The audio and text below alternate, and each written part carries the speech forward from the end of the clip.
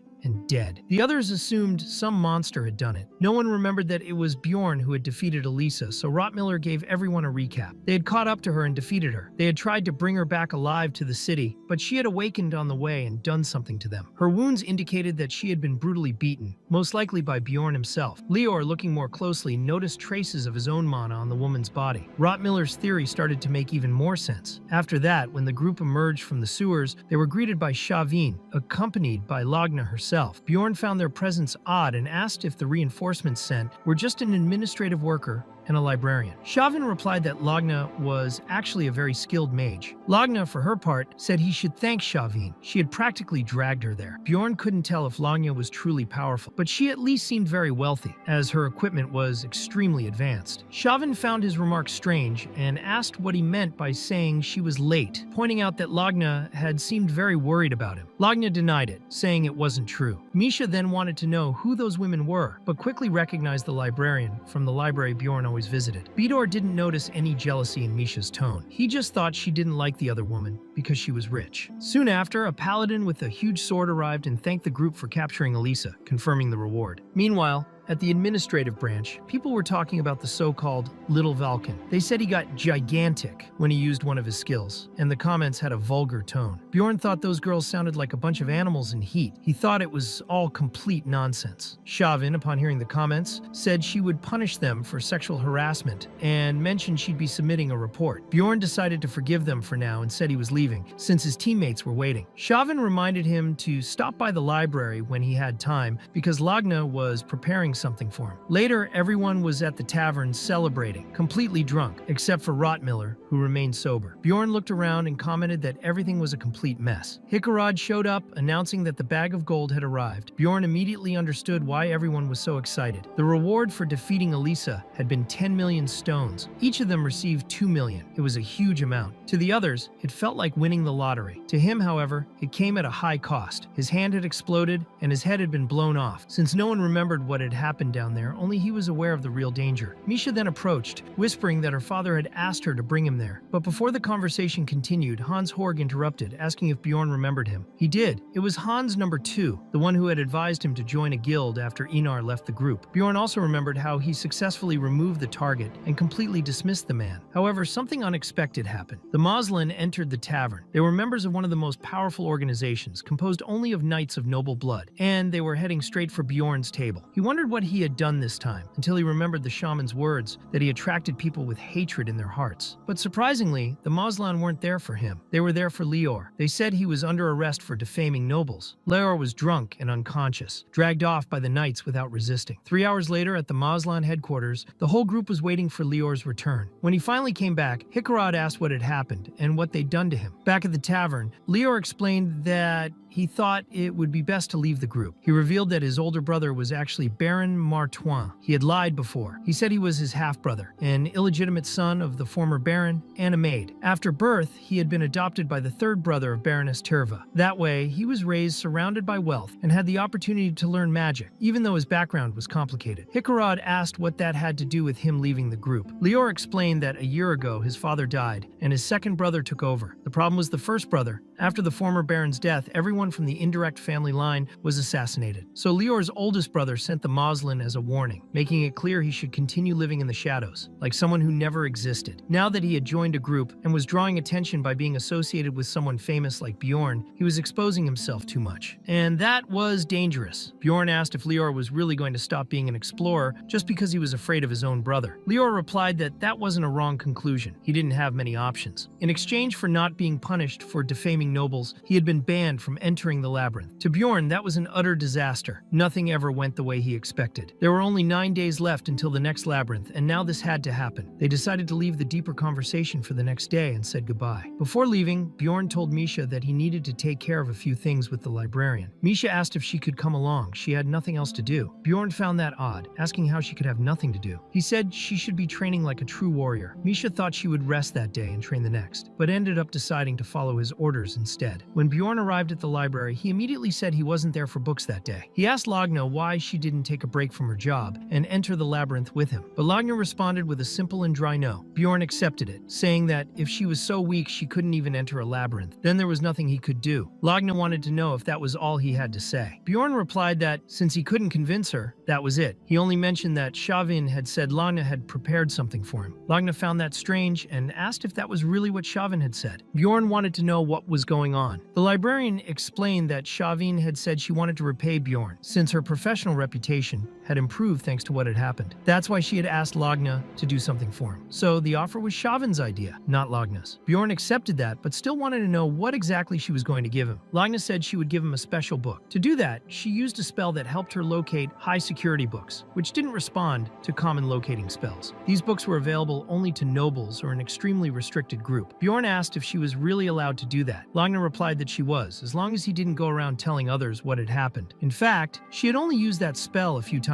in her life, and no one really cared about that place. The high-security books were very different from the ones Bjorn was used to reading. The contents were so useful that he wanted to devour them all. Although it was almost closing time at the library, he still managed to read some truly valuable ones, thanks to Lagna's help. Among them, he read Rafdonia's Organizational Chart, a book that listed and described all the city's public facilities. It contained information that ordinary citizens would never know, like the existence of the secret police. He also read The World of Evil Spirits, a masterpiece written by an agent of the secret police itself, who had entered the realm of evil spirits and barely made it back alive. The book he was reading at the time was called Complete Analysis of the Ruptures 2. It was a deep study on the ruptures, but it only covered 4 of them due to the book's length. It worked like a true tutorial, detailing hidden pieces, structures, creatures, and systems. It was exactly the kind of reading he loved. In the middle of the reading, Bjorn was startled by a particular name written there, Ariel Gabus. That was the name of the developer of Dungeon and Stone. That raised 2 possibilities. Either Ariel Gabus really was the author of the book, or the developer himself had deliberately inserted that content into the game. If the second hypothesis was true, things became much more complicated. It would mean that the reason Bjorn was in that world might be directly related to the developer, and that would suggest he wasn't just an ordinary human, but possibly some kind of divinity. Despite the confusion, finding that clue was good news. Bjorn had always been told that his situation was special, but he still didn't know exactly why he was there. He also didn't know if opening the Abyss Gate would be the key to returning to his world. Either way, if he could track the name Ariel Gabus, he might someday find a way back home, but he had to be careful. Asking around about that wouldn't be a good idea. He decided to reread the entire book carefully. He ended up spending the whole night reading. When he realized it, it was already morning. Bjorn asked why Lagna hadn't said anything earlier. If she had kicked him out, he would have left. Lagna replied that she was just resting, since the organization had taken a while to act. She hadn't slept there. Even so, Bjorn thought the library was probably about to open again, wasn't it? Lagna asked if he wasn't leaving, and Bjorn thought to himself that she was actually a really cool woman. A few hours later, still early in the morning, Bjorn was at the magic tower looking for Alwa. When she opened the door, she warned him to be quick. She was sleepy. Bjorn explained that he needed a mage for the team. She immediately slammed the door in his face. However, Bjorn had another favor to ask. He had torn out a piece of the book Complete Analysis of the Ruptures 2, and wanted Alua to find out when that piece of paper had been made. Alua said she wouldn't do it for free and told him to come in. She asked how he knew about the goddess's tears. Bjorn replied that he didn't even know what that was. He had already explained before that he had simply smashed a statue in front of the fountain because he was bored. After all, he was a barbarian. Alua found that suspicious. She asked if he had read about it in some book, maybe even in Complete Analysis of the Ruptures. Bjorn denied it. He said he just figured it might be useful, since there was a drawing of a goddess on the statue. He swore on his warrior's honor. Alua remarked that she had finally thought she would get access to that book, but Bjorn knew he couldn't tell the truth. He had promised Slagna to keep it secret. Alua then said she would do him that favor if he helped her superiors with a research project they had been pushing for a while. Just once would be enough. As soon as he agreed, she revealed the results of the analysis and told him not to show up again anytime soon without warning. Later, during the promised meeting with the group of misfits, Misha commented that he wasn't at the usual place. Bjorn replied that he had spent the night at the library. Misha asked if he had really stayed there all night, and he confirmed it, saying he had been reading. She wanted to know if that was true, but before she could continue the conversation, the group arrived and she dropped the subject. Bjorn found that odd. Something about it felt off. Later, Hikarod said that if anyone had any ideas, now was the time to share. Bjorn started by saying that he wanted to look for a new person for the group. He had already asked 2 mages, but both refused. Hikarod asked if he was already replacing Lior, but Lior himself told them to calm down. Bjorn was not wrong. Hikarod had another idea. He and Lior had thought about it a lot the night before and concluded that it would be good to speak with Baron Martois in person. Misha, however, questioned how they could possibly meet him since he lived in the capital and they could not even get inside. Hikarod then revealed that he knew of a place the Baron used to frequent and believed he would be there at that moment. Bjorn asked if they would go after him right away. Hikarod replied that if not now, then only next month, and this was Baron Martois,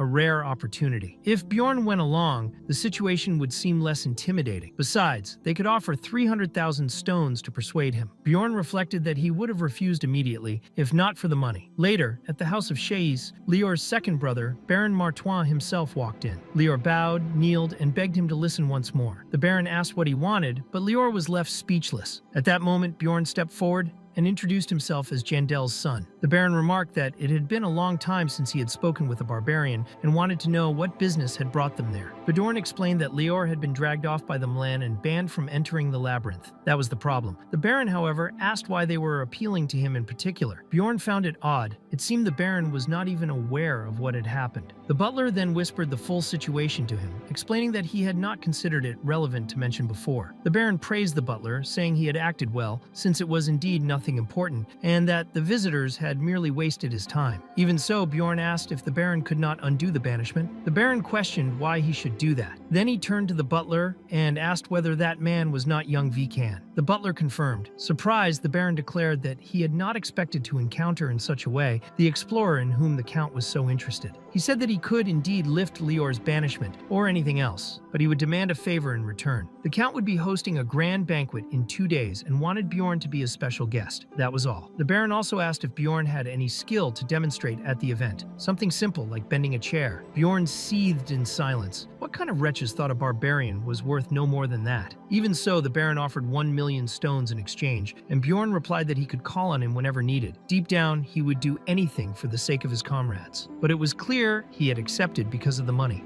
The next morning, everything went smoothly. Lior was cleared to enter the labyrinths again. It was an easier process than they had expected. Bjorn reflected that with enough power, anything was possible. He began to think he also needed to raise his own status. After that, Hikarod prepared the promised reward, but no one wanted to accept the money. Everyone declined. Hikarod was touched by that and said he would never forget the gesture. He promised he would find a way to repay Bjorn. Lior said he would return the favor tenfold. However, Hikarod insisted that he should do that as the team leader. Bjorn said it didn't matter who would repay him, and Misha teased that he was all embarrassed. Time passed quickly, and the day of the labyrinth's opening finally arrived. As Bjorn led his team, he could hear the crowd around him, loud and cheering for him. Along the way, he came across young warriors who looked lost. He guided them, showing each of them the true path of a warrior. Some older barbarians grumbled, telling them to just get going, but Bjorn wished all the rookies good luck while they greeted him respectfully, calling him Little Valken. Hikarod remarked that Bjorn's people were actually pretty nice. Bjorn replied that he simply did what he could. He knew that learning through experience was hard, but it was also the most effective way. Recalling conversations from a few days earlier, Bjorn thought about what Karak had said. Morale among the barbarians had dropped a lot. Karak, who was in charge of protecting the second-floor team, said most of the members had died. He had asked Bjorn to truly teach, not just follow old traditions. Bjorn reflected that even though he had only entered the labyrinth 3 times, they had already lost many people. He also remembered that Rottmiller was unarmed, having left his weapon in the treasure room. Rottmiller said he was was getting used to that subspace. Bjorn also thought about his own experiences. The last 3 expeditions had been quite bad. This was already the 4th time he was entering that cursed labyrinth, and he had no idea what he would find this time. He just hoped it wouldn't be another ultra-rare event that pushed him to the brink of death. Still, he was determined to be prepared for anything that might appear. When they entered the crystal cave, they were lucky with their starting point. They reached the stone desert in just 9 hours. They hunted many types of monsters to gain experience and, even with all that, reached the nearest portal in just 4 days. Thus, they re-entered the 3rd floor. On the 8th day, they crossed the Witch's Forest and arrived at the portal leading to the 4th floor. For the first time, they reached the Sky Tower, a place packed with monsters, in other words, a great opportunity to farm experience. Bjorn thought it was no wonder so many called it the Training Tower. He truly gained a ton of experience there. The group hunted so intensely that they collected 3.9 million stones, 780,000 for each person. Hikarad commented that even though it was a good amount, he was a little disappointed with the tower. The others felt the same. They had only managed to get that much because of Rotmiller, who used his mimic passive ability and increased the drop rate of magic crystals by 30%. Even so, Bjorn ended up earning less than he did on his first time in the labyrinth. Now he understood why there were so many looters. That amount was what most people normally earned, but he decided not to be disappointed. His time in the city was productive. He helped Alua with some experiments and discovered that the complete analysis of the ruptures had been done 150 years ago, the same year the game began, and also when the founding king died. Everything had happened at once. Bjorn wanted to know what really happened back then, but there was no way to find out yet. For now, his only option was to keep going into the labyrinth. More time passed, and the moment of his 5th adventure came. This time, they earned 790,000 stones per person. Nothing too extraordinary happened, except that Bjorn leveled up. When he returned, he thought there was no reason to be anxious. Everything was going well. But then, he remembered something very specific. Bjorn concluded that when everything is going well, that's when it becomes the most dangerous. Bad things always happened when he let his guard down. That's why he couldn't stop. He needed to keep getting stronger. That was the only way he would survive. And if, in the end, it made him look like a madman, so be it, as long as he was a madman who was alive. The next day, while Misha was eating a meal, she asked if something bad had happened. She felt that his gaze was more aggressive than usual. Bjorn thought he might have been a bit cold toward her. Being idle was a personal problem of Bjorn's, and he knew it. So he decided to reflect a bit. That's when Misha suddenly came close and said she wanted to let Bjorn touch her ears. He was so startled he even spit out his soup. According to her, touching her ears made people feel better. It was something her older brother had told her, with whom she had been talking a lot lately. Bjorn thought that was weird. He figured her brother must be some kind of pervert, no doubt. After all, the environment one grows up in is important, right? Misha seemed to just be trying to be kind, but it was definitely strange. She probably thought he wouldn't see anything wrong with it. Still, Bjorn told her not to say that kind of thing to other people because they might take it the wrong way. He himself didn't misunderstand it only because he knew Misha liked thinner men. Otherwise, he would have thought she was trying to seduce him. Later, at the library, Lagna remarked that he looked like he was doing well. Bjorn confirmed, saying there was no reason not to be. In fact, he wanted to ask a question, but before that, he realized Lagna also had something to say. She was surprised and asked how he always knew those things. Then she said it wasn't certain yet, but she thought it was best to warn him. As an explorer, he should know that a dimensional collapse could happen soon in the labyrinth. That type of collapse was a real disaster, worse than facing a floor lord. Bjorn thought that this event happened once every 100 runs in the game. That explained why things had been so calm lately. He never got a moment of peace, so he asked Lagna what her source was for that information. She explained that she knew a mage named Charnel Ferg from the Tarapan school, who had been studying dimensional collapses for a long time. Bjorn thanked her for the warning. Lagna asked if he was already leaving, and he confirmed. He had received a new mission and needed to complete it first. At first, Bjorn couldn't find any clues about the so-called mage. He even started to doubt if the man truly existed. However, after 10 days, rumors began to spread. Misha asked if he had heard about the possible dimensional collapse. Everyone at the tavern was talking about it. Bjorn found it odd. For a rumor to spread like that, someone must have provided some evidence or had a reliable source. But in this case, there was nothing concrete. Maybe someone was spreading the rumor on purpose. He wanted to find out what people were saying in the more private corners of the city. But as a barbarian, he had no way to discreetly obtain that kind of information. Only one option remained. He took the pill that had come with the letter and remembered he had intended to wait 3 months before using it. But he figured 2 months was acceptable. As soon as he took the GB27 pill, the system acknowledged the action. Bjorn's soul was pulled into a different realm, and he once again found himself in his original body. Meanwhile, at a police station, they were investigating the disappearance of Lee Hansu. The company where he worked had reported him missing after he failed to show up for an entire month. His only known relative was his mother, but she stated that she didn't care about the boy. The chief investigator was surprised surprised and asked why the case had been forwarded to that particular precinct. An officer explained that security cameras showed Lee Hansu entering his house but never leaving. The windows were locked, and there were no signs of break-in or theft. His bank card hadn't been used for a month either. In his room, the clothes were oddly folded, as if he had simply vanished from within them. The chief asked if anyone had tampered with the scene. Forensic support from the National Service would be requested. Then the officer showed something even stranger. There was a monitor turned on in the room, working without being connected to a computer or power source. Suddenly, something began to type on the screen. The officer mentioned he had heard of similar cases in other countries. People vanished, leaving only the computer behind. Meanwhile, Bjorn thought it had already been 5 months since he opened his eyes in that world. He had done everything he could to survive, but did he still retain his nature as a member of modern society? When he saw his old computer, he began typing instinctively. He entered a password, the same one that had come in the letter sent by the king of Rafdonia, that son of a... That's when Lee, now in his original body, realized that the environment around him had changed. The virtual zone he was in had faithfully recreated the room where he used to live. Everything felt very real. He even opened the fridge and grabbed a Coke, but it tasted like nothing, just water. That frustrated him. Suddenly, someone entered the room. Later, Lee understood that the whole thing was a manifestation of the place where he felt most at ease. Since his defense stats were high, the woman could only see everything as smoke. The password he had entered at the beginning was fake. That's why she had appeared to check on things. She explained that someone from the game shouldn't be able to manifest Earth-like clothes and environments. Lee then realized she had introduced herself as the Queen of Souls. She seemed to be the guide of the ghost hunters. Now that Lee had a moment to think, he noticed that everything came from his own mind. The clothes the Queen of Souls was wearing were identical to those his ex-girlfriend used to wear. The Queen told him to relax, as he was now an official member. They could no longer use the old method of separating souls from bodies to kill people, as they did with NPCs. Later, the Queen began teaching him how to use the community forum, which was similar to most internet forums. When he tried to create his account, he found that someone was already using his old username. So, he simply changed the spelling, keeping the same base name. The Queen asked if he was a fan of some Stony Ivan, but didn't wait for an answer, and just said she was heading out. She added that he could ask for help on the forum if any problems came up. Lee felt like he had just gone through a tutorial, but had no trouble navigating the community. He entered a random chat room to get used to the environment and found several other players gathered there, like a virtual reality space similar to VR7. A man introduced himself as the room's leader, and asked where Lee was from. Upon hearing that he was from Korea, the leader explained that the space was still poorly decorated because they didn't have many points accumulated. He also asked Lee to make his nickname visible above his head. That's when Lee noticed the leader's name was Dartman. The man commented that Lee had probably never been in a room like that, where one could manifest objects and actions using only their thoughts. Then, Lee revealed his current nickname in Stony Ivan, Elf Nuna. Everyone in the room was absolutely shocked. Up until that moment, they had assumed Elf Nuna was one of the game's developers. When he confirmed the name, everyone started commenting that they had suspected the user was Korean. The commotion was so great that Lee had to play it off. He said he was just a fan of Elf Nuna, even though he was Elf Nuna himself. After all, he had slightly altered the username. This caused some disappointment among the players in the room, and later he ended up being isolated because of it. Sometime later, a player approached him and asked how long he had been playing the game. Lee lied, saying it had been a year. The player, who went by the nickname Pink Guy, found that strange. He commented that usually, if someone was a malicious spirit, the letter came much sooner. It was rare for someone to receive that kind of invitation just because of fame. In addition, Pink Guy said that Lee probably had no idea what was happening in the real world. It was estimated that only 70 days had passed out there. Lee was confused, but Pink Guy explained that time in the game was different. 1 month on Earth equaled 5 months in the game. That left Lee even more puzzled, as he felt only a month had passed. During their conversation, Lee took the opportunity to ask some questions. The first was how to return to the real world. Pink Guy replied that no one knew for sure, but there were many theories. The first player to enter the game, for instance, had already been there for 20 years, which coincided with the creation of the community. That revelation shook Lee's pride. He had considered himself a veteran player, but learned that someone else had cleared the game before him. Everyone there had already reached the gate of the abyss before he did. Pink Guy then asked what difficulty Lee had cleared the game on, and Lee looked confused. The player explained that there was a special mode in Korea called Hack Mode, based on a version of the game uploaded 5 years earlier. In that mode, it was possible to modify XP and item drop rates. He himself had used a hack that multiplied item acquisition by 50. That's when Lee understood what had happened. Those players had cheated. They had reached the max level 30 with ease. He himself thought the cap was 11. In hack mode, players could open rifts whenever they wanted. It was all way too easy. Even though he was fuming inside, Lee had to lie and say he also cleared the game. with a 50 times item drop hack. But deep down, he was furious. He was the only person in the world who had truly beaten the game the right way. Meanwhile, somewhere else, a group of people was investigating this feat. A man asked whether Dungeon Stone had beaten Oriel's legacy. A woman replied that the game world was well built, but development had ended 5 years earlier because no one had been able to beat it. The man, however, believed that the fact someone had cleared it wasn't a failure, it was an extraordinary achievement. The name Lee Han-soo was mentioned. As the only one who managed to finish the game, everyone thought was impossible. He wasn't just any player, he was a machine, a beast in a cage. Later, Lee reflected on everything. The conversation with Pink Guy had been helpful. Not only had he learned new information, but he was also able to relieve some stress by talking about Earth. He knew the space they were in would automatically close when the time ran out. Only 7 hours remained. So, he decided to investigate the dimensional collapse. He went straight to the trading market, a space where players bought and sold goods or information. He started selling every bit of data he had, quickly accumulating points. He was so well informed that he practically became rich in the game system. There was nothing in that world Lee didn't know. As soon as Lee posted an ad using the ghost points he had accumulated, a vendor appeared saying he knew a little about the magic schools. In previous posts, Lee avoided asking directly whether the dimensional collapse rumor was true, because it was hard to tell if someone was lying. When he entered the room with that vendor, he explained that he wanted to know more precisely what the magic school had been doing lately. His goal was to uncover the origin of the rumor involving Charnel Fergan. The man then asked if he was after that information because of the dimensional collapse. It was true that Charnel had spoken about it, but the vendor assured him that a dimensional collapse would not happen. He said that, in truth, it was just a story involving members of the upper hierarchy and some political disputes. Lee, wanting to know more, paid extra points. The vendor then explained that the Tarutane Magic School specialized in dimensional magic, particularly in researching labyrinths. The school's master wanted to carry out a certain type of experiment, but for that, fewer people needed to be inside the labyrinth. That's why he had spread the collapse rumor to discourage explorers from entering. The vendor asked if it was okay to share that kind of information, reminding Lee that it wasn't free.